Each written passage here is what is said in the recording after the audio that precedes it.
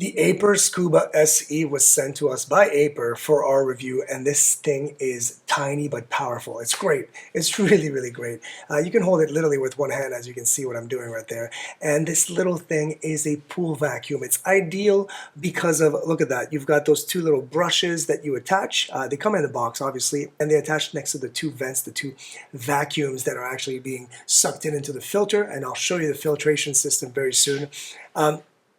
This thing will run around and actually at a quite fast speed the bottom of your pool. It does not do stairs, it does not do walls, but will do flat bottom pools, meaning it is ideal for above ground pools, because if you do have an underground pool and have a slope, it will not be able to come up the slope. So it needs to stay on a flat surface, which is ideal in most cases for above ground pools and some underground pools, of course, as well.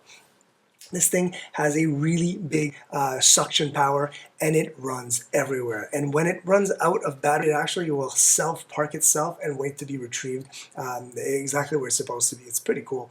And also, another thing is, look at this. You've got two latches on each side. Pop, pop. You open those latches and the brain comes out, and the actual filter, the operation is right there. So all of that can be filled with, and it will be filled with leaves, sand, dust particles, hair. All of that will stay in there until you clean it out, of course. The whole unit takes about 3 hours to charge and will run for a whole hour and a half, so a full 90 minutes will be able to clean your pool.